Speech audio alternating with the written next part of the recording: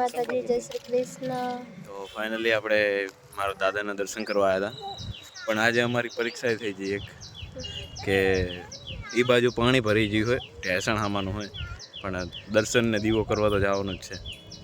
હવે પાણી સુકાય ત્યાં સુધી તો વાટ જોવાય નહીં, અને પેંડાઈ લઈને આવ્યા એટલે પેંડાઈ કરવાના છે, એટલા માટે અહીંયા દર્શન કરવા જવું જ પડશે નહીં.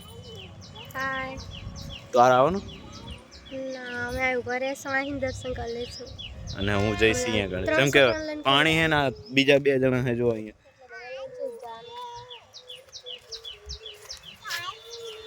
એ 2 ટાબરિયા અમારી હંગત જ છે, એટલે એમને હંગત લઈને તો જવાય નહીં. અહીંયા આટલું પાણી ભરેલું છે, અને અહીંયા જે મંદિર હે ને ત્યાં જવાનું હોય, એટલે અહીંથી હોહરો પડે. સોલી બાજુ આમ ફરીને જઈશ ને તો બહુ વાર લાગશે. અહીંથી હોહરો જાવ નજીક પડે. રાજીના પપ્પા જવાનો રસ્તો ગોતે છે. આ બાજુ તો પાણી ઊંડું રહેશે જ, આ બાજુ જાય છે.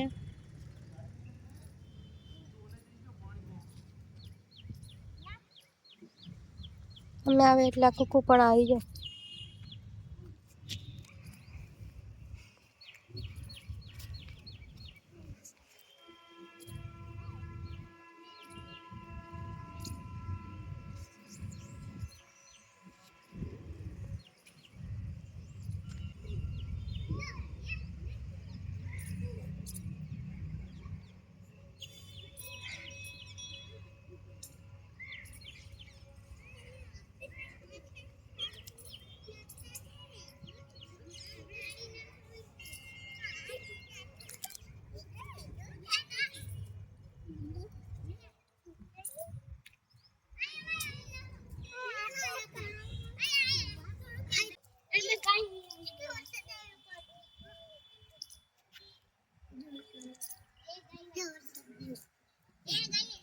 Penso aí, penso.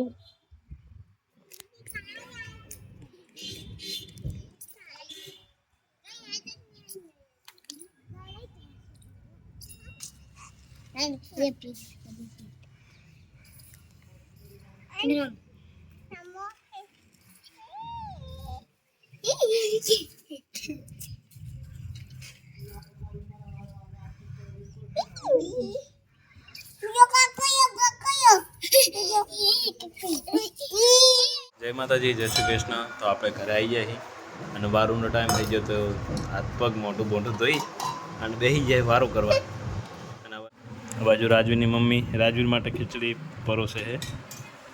એ તેલને ખીચડી જ ખાય હાલ તો. તીખું ખાય થોડું નહીં બોલો એ જાતે મારું જો. અને હવે ખવડાવશે મમ્મી. આ બાજુ અમારા માટે બાજુ આપણા માટે ઘટી છે, આ બાજુ મરચા છે, રોટલી છે, ખીચડી, ને આ બાજુ રીંગણાનું શાક. હવે થાળીમાં પીરુસા એટલી વાર છે, આપણે આપણી થાળી લઈ લીધી નાનજી. આ બાજુ જો રાજવીર, ઓય શું લે ચોંટું મારે? મેં ખવડાવતી તા મમ્મી ખવડાવે ને તો એ રે ચોંટું મારે. બોલો તો આપણે વારું કરીને બેસી જાય. ને આ બાજુ રાજવીર મસ્તી કરે. ચીકુ આજે એની મમ્મીએ પૈસા છે ખંતાર દીધા ને પૈસા ગોતીને લાવ્યો છે એકથી મને હાલ લીધા. આવો જ છોકરો જોઈએ આપણે.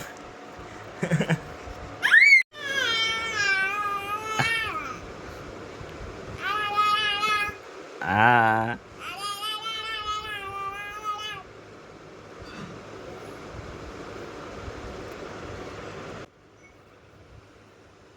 હવે કાયો થયો હવે ચમ કાયો થયો હે?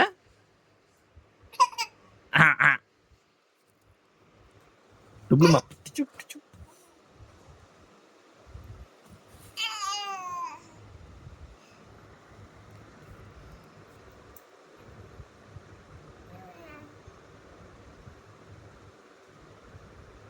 અને આ બાજુ જાનકી છે ને 2 દિવસથી પોતું નથી કરતી, તો પોતું તૂટી જાય ને તે હું નવું પોતું લાવ્યો તે અડધી રાતે છે ને પોતું કરે. જો તો મુહૂર્ત કરવું કે હું પોતાનું કે પોતું કરવા મુહૂર્ત કરવાનો ટાઈમ તો જો તારો. आज भी डिस्को है हाँ।